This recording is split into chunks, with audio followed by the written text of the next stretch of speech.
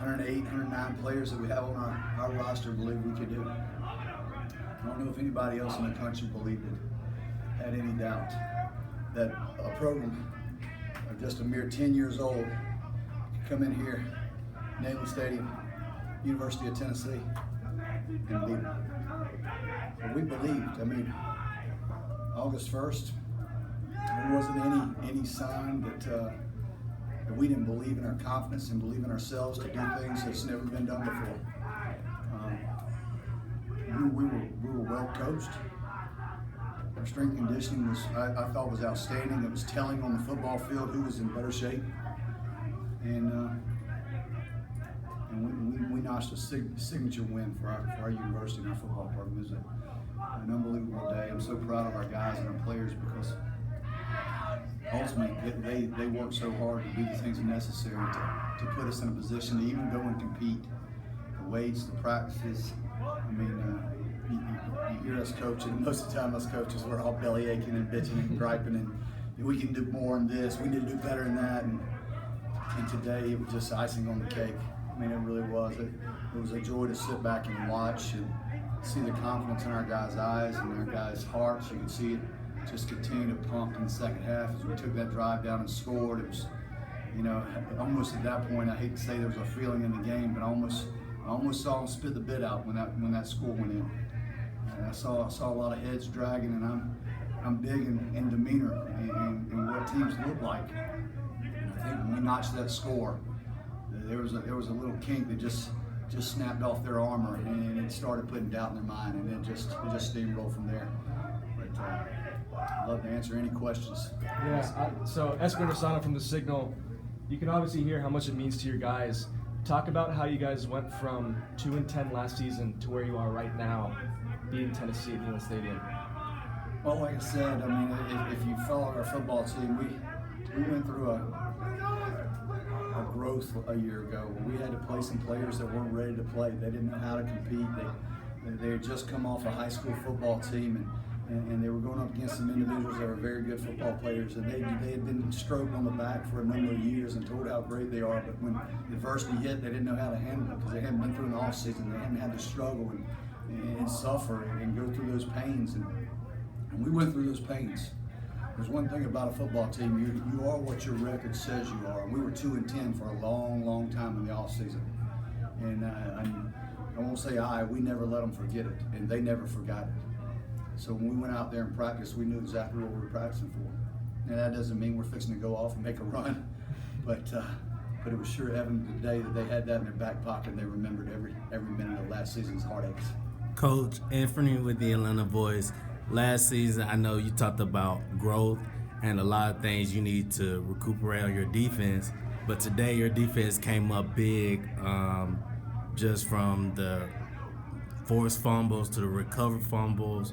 Can you just talk about your defense in this game and just how far they've came since last season for that? And it's very evident. If you watch that game out there, you saw some pressure on the quarterback. You saw turnovers being created. You saw confidence in them, in their ability to line up and play against some very good football players with Tennessee. There's no doubt about it. Tennessee's got an abundance of talent over there. They do. They certainly do. But our guys had confidence. That's kind of what I mentioned. I mean, you don't go out and give up 38 points a year ago and feel good about it going through an off season. You hear about it every single day about stopping the run and where we got to improve and what we've got to do to become better.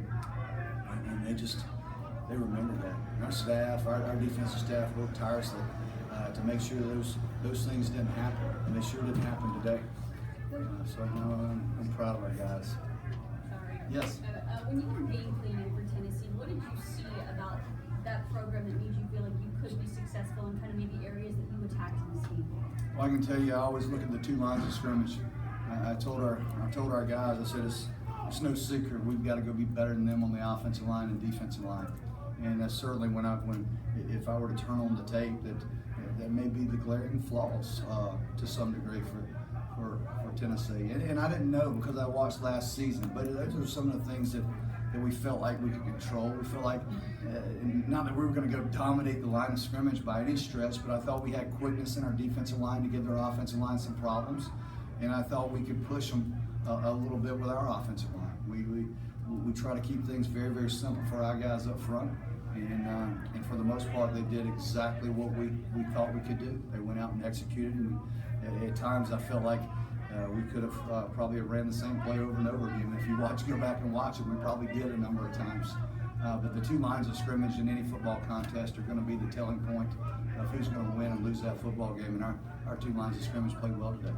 Coach, can you talk about the sequence? I'm sorry. They sack fumble, and then they come in, you hold them to a field goal, and then you get the sack. How key was that for you to answer right back? It's amazing. Game of momentum. I mean, very, very fortunate. We had just come off the sideline. I told Dan, I said, Dan, listen, we're right here where we need to be. Let's don't do anything foolish. Just secure the football. And what we did right there, we held a little bit long. They strip sacked us right there, did a great job on their rush, and go down there and hold them to a field goal. That was big for us, really, really big for us. To tell you the truth, I think they got away with a little bit of time there at the end because they ran one play and they took a second off the clock, and I was like, you got to be kidding me. But that was a great momentum swing.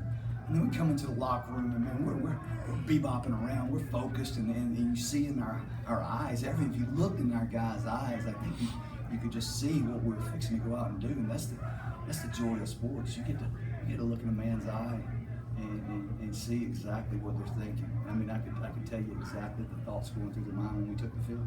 How were y'all able to get this team to believe, coming off a 7-game skid last season, how were y'all able to get this team to believe they could do what they did? Well, I'll say this, we're two totally different teams.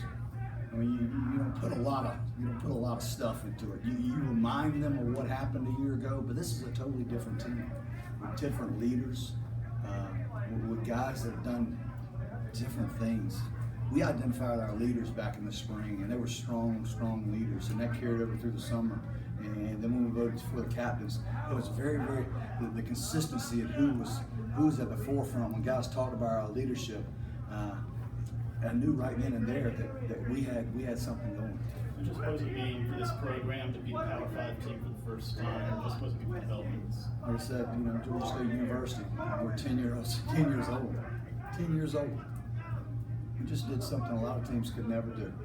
I'm telling you, Tennessee's going to go win. They're going to win games this year. I can assure you that. But for our football program to come in here and nobody thought we could do anything, nobody thought we had a chance other than the guys in that locker room that held hands right before they took a knee and talked to one another and looked each other in the face.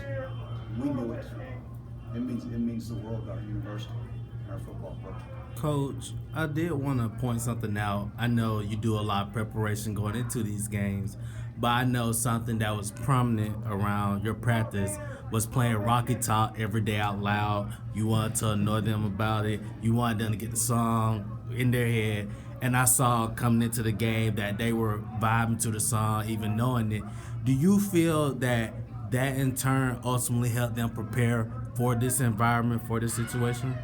We kept the environment in bay all game long. It wasn't anything that was intimidating, to tell you the truth. If you play them close, those fans tend to react the way you want them to react. You keep them on their toes. But yeah, we did play the song. It's a catchy tune. I mean, I like it. I like it, to tell you the truth. And I just thought we'd annoy our players a little bit by playing it. It was paid off dividends. They didn't hear it too much today.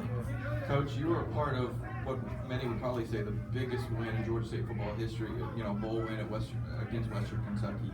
Where do you rank this game? Second. I just want you to understand, to win that first bowl game in school history is something. It's very, very special. We hoisted a trophy. We played in the postseason. In my 23 years of coaching, that would probably be one of the number one, and maybe the top of the list in victories for myself in my career. But as far as a football program, this is probably a close second to that one. I mean, but I like hoisting that trophy. We don't get anything for winning this game. We don't get anything. Maybe a pat on the back. 3 weeks, people have forgotten about what we've done.